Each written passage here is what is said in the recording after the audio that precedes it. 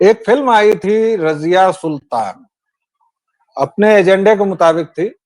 रजिया को बहुत महान बताया, तो फिल्म पर बात नहीं करनी है, उसका ही गाना था शायद।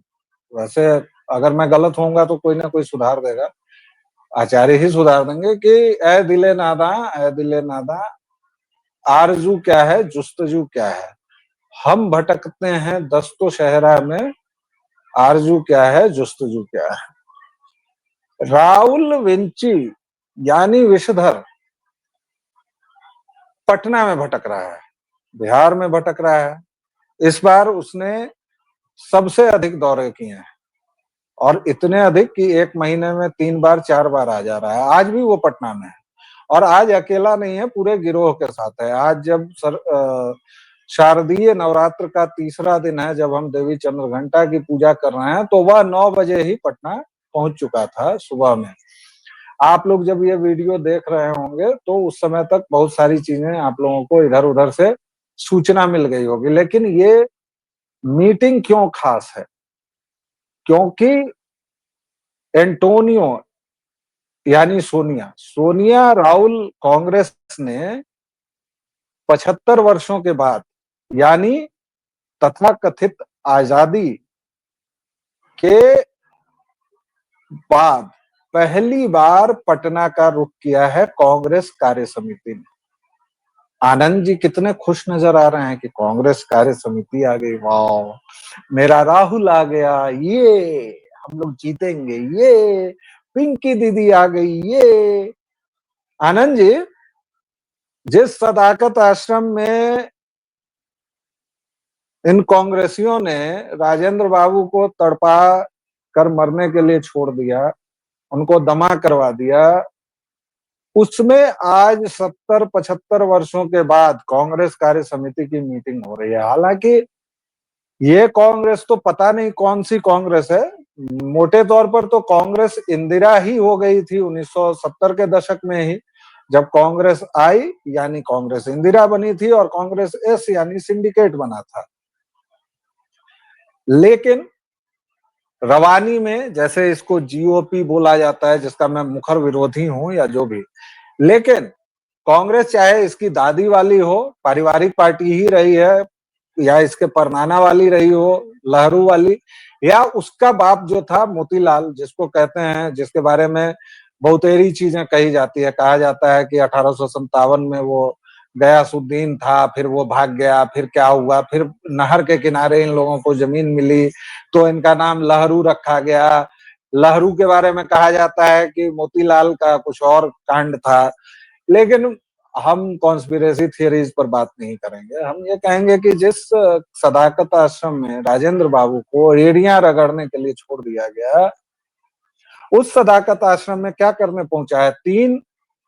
इसके जो तीनों राज्यों में, यानी गुंडा रेवंत रेड्डी, जिसने बिहारियों के डीएनए पर सवाल उठाया था, कर्नाटक का सिद्धारमैया और शिव कुमार, क्रिप्टो क्रिश्चियन मुख्यमंत्री, हिंदू द्रोही मुख्यमंत्री जो मैसूर दशहरा को अपवित्र करके आ रहे हैं, और हिमाचल का सुखविंदर, जो अपने यहाँ के लोगों को वेतन तक नहीं दे पा रहा है। ये 3 आए हैं, पिंकी दी आई हैं, इन लोगों का नौकर जो है तथाकथित अध्यक्ष मल्लिकार्जुन खड़गे आया है, और भी बहुत सारे लोग आए हैं, प्रदेश अध्यक्ष, उपाध्यक्ष। क्या बवाल है, क्या मामला है महाराज? आप खुश तो बहुत दिख रहे हैं, लेकिन आपके राहुल आए हैं, आपकी पिंकी आई है, क्या कह रहे हैं आप? देखिए, इसी बहाने जो है ना, वो सदाकत आश्रम का जिक्र हो जाता है। सबसे खुशी की बात ये है, अब क्या है कि यहाँ जो पटना हेरिटेज वॉक होता है, तो पटना हेरिटेज वॉक में हम जो बहुत सारी जगहें लोगों को दिखा रहे होते हैं, उसमें से एक जगह ये जो सदाकत आश्रम है ये भी होती है। तो ये जगह भी हम दिखा रहे होते हैं लोगों को। इसकी स्थापना हुई थी 1921 में। अब स्थापना जो हुई थी वो भी बड़ा ही मजेदार है कि स्थापना कैसे हुई थी, किसने की थी। क्योंकि नाम जो है वो क्रिएटेड बाय मोहनदास करमचंद गांधी और इस्टेब्लिश्ड बाय मौलाना मजहरूल हक, दोनों आता है। तो इसमें पूरा मामला मेरी समझ में ये आता है कि उस जमाने में हुआ क्या होगा कि जो खैरू मियाँ थे, जिनकी 20 एकड़ जमीन पर ये सदाकत आश्रम बना था उस जमाने में 1921 में, वो खैरू मियाँ जो थे वो थे मौलाना मजहरूल हक के दोस्त, तो नाम उनका मिलना चाहिए। इसलिए उनका नाम कैसे ना मिले, इस सेकुलरिज्म के चक्कर में गांधी जी का एस्टैब्लिश किया हुआ जो सदाकत आश्रम था वो अब मौलाना मजहरूल हक का भी हो गया होगा। तो ये ऐसे टाइप से कुछ हुआ होगा। तो खैर मगर ये इतिहास जाने देते हैं। जैसे ही आप इस अभी जो सदाकत आश्रम है इसमें जब आप घुसेंगे तो वहाँ पे आपको एक बिहार विद्यापीठ का बोर्ड नज़र आएगा। ये एक यूनिवर्सिटी होती है। तो यूनिवर्सिटी है, अब ये यूनिवर्सिटी के कॉलेज कहाँ-कहाँ हैं ये हमसे मत पूछिएगा, हमें नहीं पता है। ठीक है? अ, इसके अलावा वहाँ पे राजेंद्र प्रसाद शोध संस्थान होता है, वो पीछे की तरफ बना हुआ एक क्या कहते हैं इमारत है अच्छी-सी, लेकिन उस पर बाद में जाइएगा। पहले ऐसा करते हैं कि जैसे ही आप अंदर घुसिएगा तो दाहिनी तरफ अपनी देखिए। बाईं तरफ जो है वो एक बड़ी-सी बिल्डिंग आपको दिखेगी, सुंदर-सी बिल्डिंग, उसको नहीं देखना है।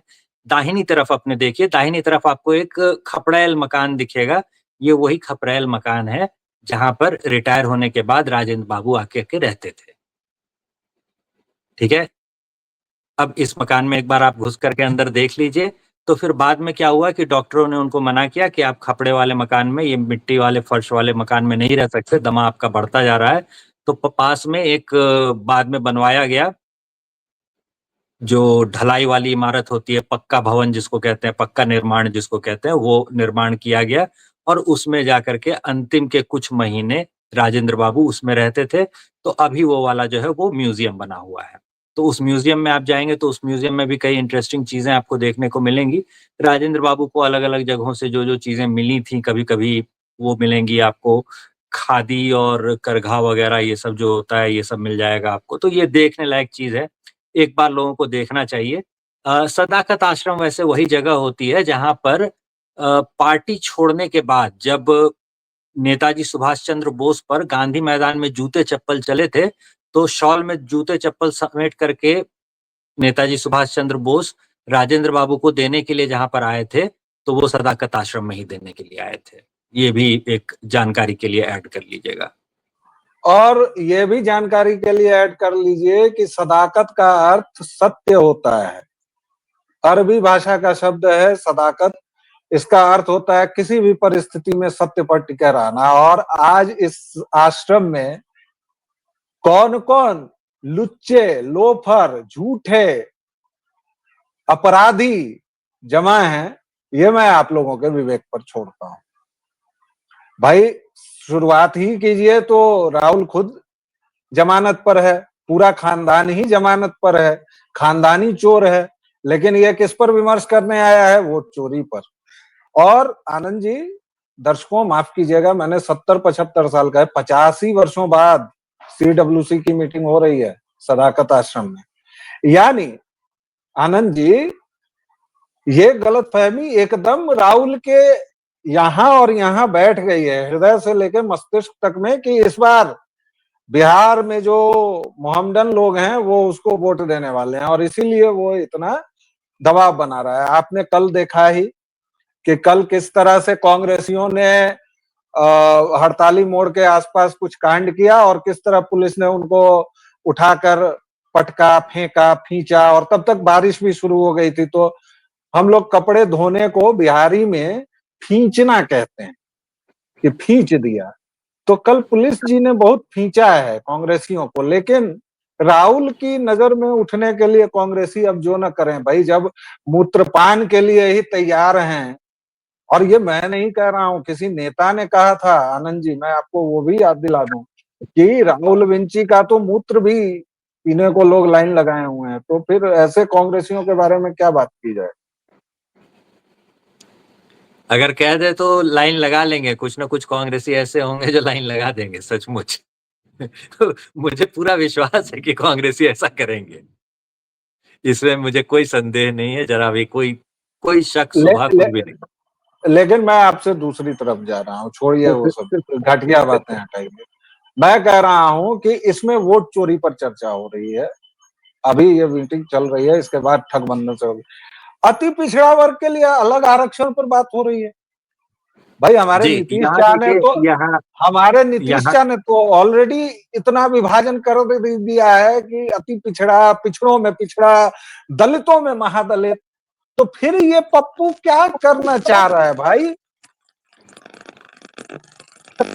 यहाँ देखिए होता क्या है ना कि दिल्ली से आकर के जब राजनीति करने बैठिएगा बिहार में, तो पहले ही आपको पता नहीं होता है कि यहाँ हिसाब किताब क्या चलता है। तो अगर यहाँ थोड़ा भी इन लोगों को आइडिया होता, थोड़ी इनकी जानकारी होती, तो उसमें क्या होता है कि इन लोगों को पता होता है कि बिहार में ऑलरेडी ओबीसी जो है वो 2 कैटेगरी होती है। एक तो ओबीसी होती है बाकी जगहों की तरह, और एक को ईबीसी कहा जाता है, एक्सट्रीमली बैकवर्ड कास्ट। और ईबीसी जो है, उनको उनका जो प्रतिनिधित्व है वो अभी तक नहीं मिल पाया है, और इस बात की लड़ाई अब शुरू हुई है। अभी जो पटना में हम लोग रैलियां देखते हैं, तो जिन जातियों की रैलियां हम लोग देख रहे हैं, वो वाली जातियां हैं जिनको सामाजिक न्याय नहीं मिल पाया, और वो अब आवाज उठा रही हैं। तो जो असली वाला सामाजिक न्याय का आवाज जो था, वो जो दबा रह गया, और जिसके नाम पर झूठ बोल करके एक आरजेडी जो है वो अपना बिगुल फूंकती है कि हमने सामाजिक न्याय कर दिया। तो सामाजिक न्याय कर दिया, तो ये तो बताना पड़ेगा ना कि डोम समुदाय की आबादी लाखों की है, तो उसमें से भाई डॉक्टर इंजीनियर जो है, वो 100 डॉक्टर इंजीनियर भी क्यों नहीं है? अगर मान लीजिए 50 लाख की आबादी है किसी समुदाय की, उसमें 100 तो डॉक्टर होंगे, 16 डॉक्टर हैं, 60-65 जो है वो इंजीनियर हैं। तो ऐसा क्यों है? कहाँ हुआ सामाजिक न्याय? अगर सामाजिक न्याय हुआ होता तो मुसहर आबादी में देखिए, कुछ होते स्कूल के प्रिंसिपल। तो ये सारे वो मुद्दे हैं जिन मुद्दों को कभी छुआ ही नहीं गया। अब इसके लिए नीतीश बाबू ने क्या किया था कि नीतीश बाबू ने दलित के अंदर एक महादलित कैटेगरी बना दी, उसमें 18 जातियों को डाला पहले, फिर बाद में 2-3 और जातियों को शामिल कर दिया। तो इस तरह से दलित और महादलित जो है वो बिल्कुल एक ही हो गया। और इस खिचड़ी में मजेदार चीज क्या हुई? इस खिचड़ी में मजेदार चीज ये हुई कि मुस्लिम जातियां जो होती हैं, हलालखोर, लाल बेगी, ये सब जो जातियां थी, ये महादलित में शामिल थी बाकी हिंदू जातियों के साथ। और अब ये ना तो कोई स्वीकार पा रहा है कि मुसलमानों में भी जाति व्यवस्था उतनी ही है, ना ही कोई ये कह पा रहा है कि मुसलमान को हम नहीं देंगे। तो ये जो पूरा नैरेटिव था कि हिंदुओं की जाति व्यवस्था के कारण बहुत नुकसान हुआ है, ऐसा हुआ है, वैसा हुआ है, तो वो सारा कुछ जो है वो यहाँ पे आकर के गड़मड़ हो जाता है। तो अभी तक का जो आपका पढ़ा हुआ समाज शास्त्र था, वो भी खराब होने लगता है। इस वजह से कई ऐसे मुद्दे होते हैं जिस पर ये लोग चाहकर भी बोल नहीं पाते, या बोलने की कोशिश करते भी हैं तो पॉलिटिकल करेक्ट वाला जो हिस्सा होता है उतने भर बोलते हैं। सच्चाई जैसे ही पूछा जाना शुरू होगा, अभी क्या है कि जातीय जनगणना हो चुकी है और लोगों को पता है कि मेरी आबादी कितने परसेंट है, तो वो लोग अब मांगना शुरू कर रहे हैं कि भाई मेरा हिस्सा कहाँ गया? मुझे भी 3% अगर मेरी आबादी है, तो 3% मुझे प्रतिनिधित्व चाहिए। तो भाई 3% टिकट दो हमारे समुदाय के लोगों को। तो इसकी वजह से जो है अब दिक्कत होनी शुरू हुई है। इसीलिए इस बारे में कांग्रेस जो है वो सीधे-सीधे बात नहीं करेगी। वो बात तो करेगी वैसे ही मुद्दों पर जो कि असली मुद्दा नहीं है, जैसे वोट चोरी। नहीं, तो मोहम्मदन तो कह रहे हैं कि हमें भाई डिप्टी सीएम बनाओ। ये जो मोहम्मदन माँग है तो ये यादवों को कह रहे हैं कि भाई तुमसे ज्यादा ये है हमारी, तो कब तक तुम्हारी जी, पालकी हम ढोएं, अब तुम ढो हमारी पालकी। हाँ, तो जिन लोगों को राजनीति का थोड़ा पुराना दौर याद होगा बिहार का, उन लोगों को याद होगा कि 2005 के दौर में जब नीतीश कुमार जी की सरकार एक बार बनते-बनते रह गई थी, दोबारा चुनाव की स्थिति आ गई थी, दोबारा से चुनाव करवाने पड़ गए थे। उस समय क्या हुआ था? उस समय रामविलास पासवान यही जिद लेकर के अड़ गए थे, बिल्कुल यही जिद लेकर के। और नतीजा ये हुआ था कि फिर से चुनाव हुए और इस बार भाजपा को जो है वो सीटें ज़्यादा आ गई, रामविलास पासवान की ज़रूरत नहीं रह गई, और भाजपा और जदयू ने मिलकर के जो है वो सरकार बना ली, और रामविलास पासवान जो है वो नेगोशिएशन की कंडीशन में नहीं रह गए।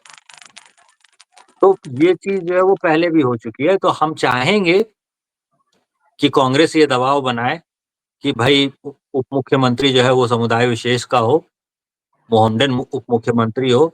इस बात का दबाव कांग्रेस बनाए, ज़रूर बनाए, क्योंकि ये दबाव बनाते ही उसके वोट का क्या होगा और वोट्स के पोलराइज़ेशन का क्या होगा, ये समझना कोई भी मुश्किल काम नहीं होता है। साधारण सा कोई 8वीं 10वीं का बच्चा भी आपको बता देगा कि इसके नतीजे में जो वोट्स का पोलराइज़ेशन होगा, उससे किसको फ़ायदा होगा।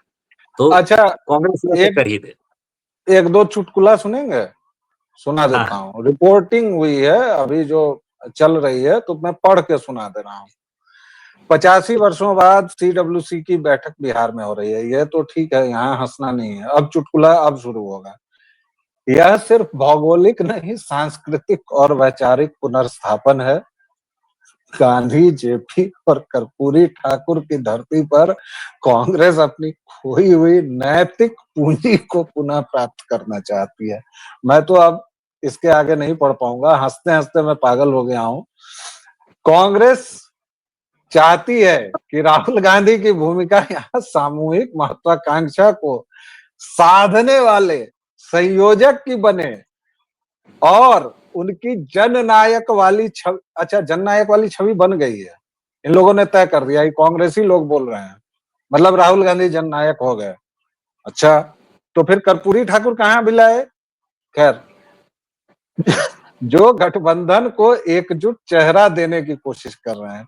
अरे भाई, तेजस्वी जी खुद को मुख्यमंत्री घोषित कर चुके हैं, उधर वो भाई जी जो हैं साहनी जी, वो खुद को डिप्टी सीएम घोषित कर चुके हैं, 4-5 मिनिस्टर खुद को घोषित कर ही लेंगे, तो आपस में तो तुम लोगों का कुछ हो नहीं रहा है, फिर ये क्या बखेड़ा किए हुए है ये जननायक राहुल विंची जी ने? आनंद जी, आप ही से पूछा है।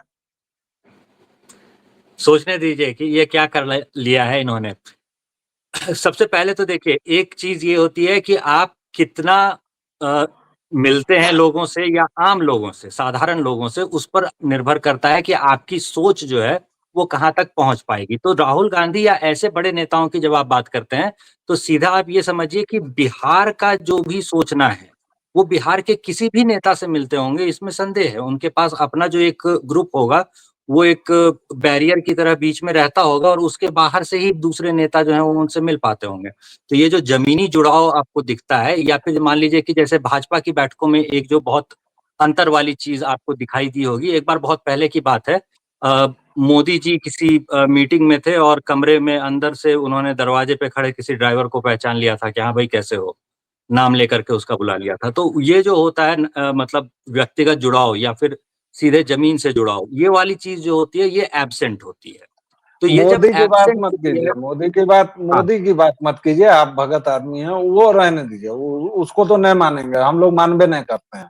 हाँ, आगे बोलिए। तो यहाँ यहाँ जो डिस्कनेक्ट होता है, तो उस डिस्कनेक्ट की वजह से देखिए कि ये लोग हमेशा मुद्दे वैसे ही पकड़ेंगे या उन मुद्दों के प्रति इनका जो अप्रोच होगा, वो वैसे ही होगा। जैसे अभी 1-2 दिन पहले मुझे एक वीडियो मिला जिसमें वो कह रहे होते हैं राहुल गांधी कि आपने हिंदू धर्म में एक शक्ति के बारे में सुना होगा, हमारी लड़ाई भारत में एक शक्ति से है। तो अब ये जो इतना वाला हिस्सा है, ये सोच करके आप खुद ही देखिए कि ये कैसे उल्टी सोच, जो ठीक उल्टी सोच होगी जनता की, या किसी समय में किसी के पास जाकर के कहने के लिए जो बिल्कुल उल्टी बात होती है, वही कैसे सूझ जाती है। तो ये बहुत ही विचित्र चीज़ है। इसके बारे में भी कभी न कभी सोचा जाना चाहिए। आखिर जो बिहार के नेता हैं, वो वहाँ तक कनेक्ट क्यों नहीं कर पाते? मतलब अब ज़मीन से जुड़ी अब बातें जो हैं, वो ऊपर तक क्यों नहीं पहुँचा पाते? अब हम लोग थोड़ा कंक्लूजन की ओर चले। आज CWC की मीटिंग हो गई, उसके बाद ठगबंधन के लोग मिलेंगे आपस में एक दूसरे से, लूट की, बंटवारे की प्रक्रिया क्या होगी, कैसे होगी, उस सब पर बात होगी। छिनैती का माल कहाँ जाएगा, लूट का माल कैसे जाएगा, कौन ज्यादा हिस्सा लेगा, कौन कम लेगा, ये सब बातें होती हैं जो चोरों डकैतों में होती हैं, वैसी ही कुछ बातचीत होगी। प्रश्न ये उठता है कि कांग्रेसी इकोसिस्टम जितने वाहियात मसले उठा रहा है, जैसे वोट चोरी, मतलब उससे वाहियात मुद्दा नहीं हो सकता है। उसके बाद कल जो कांग्रेसियों की खिंचाई हुई है, वो मुद्दा क्या था? भागलपुर में अडानी क्यों आ रहा है? मतलब ये लोग पागल वागल हैं। ये लोग कितने बिहार विरोधी हैं कि एक बेचारा लेके आया कहीं से, इतने सालों में एक तो ढंग की कोई फैक्ट्री लगने जा रही है, उसका भी विरोध। 1 रुपया में क्यों दे दिया? अरे 1 रुपया नहीं लिया भाई, मुफ्त में दिया है, और मुफ्त में जमीन दी जाती है। नहीं तो तमिलनाडु बैठा हुआ है, महाराष्ट्र बैठा हुआ है, गुजरात बैठा हुआ है, नहीं दो जमीन। और दूसरा नेगेटिव जो ये लोग चला रहे हैं कि 10 लाख पेड़ काट दिए। अरे भाई,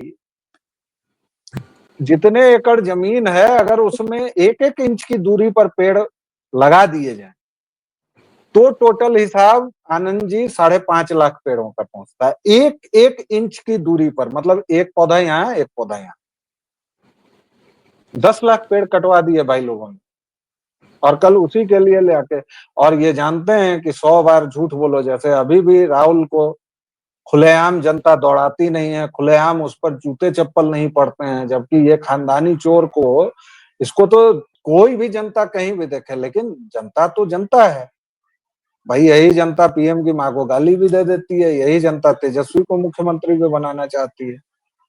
तो ये पूरा जो बवेला है बिहार चुनाव का, इसमें आपको कुछ लगता है कि जनता अंततः सच समझेगी? क्या होगा, नहीं होगा?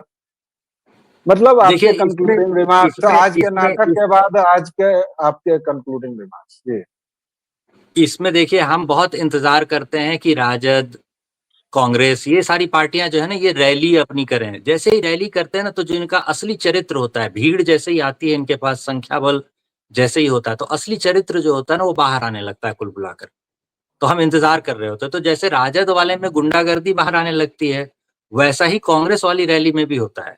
तो कांग्रेस वाली रैलियां जैसे जैसे ये अडानी के खिलाफ रैली करो की बात करेंगे, जैसे ही लोग उतरना शुरू होंगे और ये और कम्युनिस्ट तुरंत इनका समर्थन करने आ जाएंगे, तो भीड़ उतरने लगेगी। जैसे ही सड़क पर मतलब 100, 200, 500 एक बार पीट करके भाग गए हैं, दोबारा तिबारा में इतना ज्यादा नहीं पीटेंगे, तो भीड़ भी कुछ ज्यादा रहेगी तो वही कम पिटाई होगी।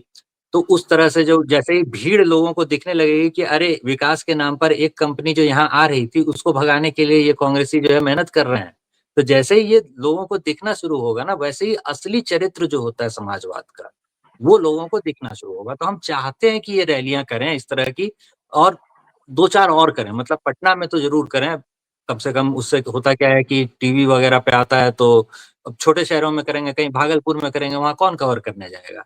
पटना में कीजिए, डाक बंगला चौराहा जाम करने की कोशिश कीजिए और फिर पिट जाइए पुलिस के हत्थों, और वो पूरा कवर होकर के ना नेशनल मीडिया पे चले और सब लोग देखें, कितना अच्छा रहेगा।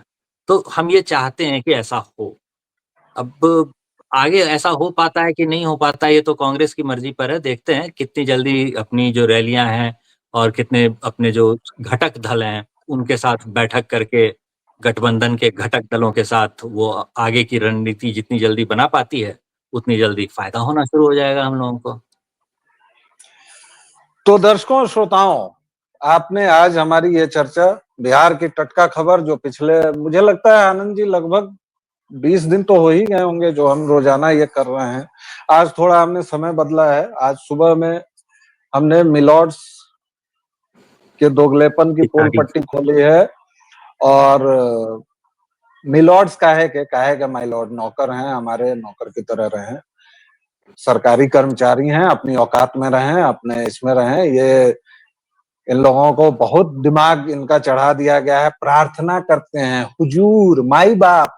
अरे तेरी काहे के हुजूर बे, पैसा लेते हो वेतन, खैर छोड़िए। चलो, तो वो हमने आज सुबह में किया है, इसलिए ये वीडियो आपको शाम में मिलेगा। लेकिन एक बार फिर से नवरात्र की आप सभी को बधाई, शुभकामनाएं। आप लोग जहां रहें स्वस्थ रहें, मस्त रहें, व्यस्त रहें।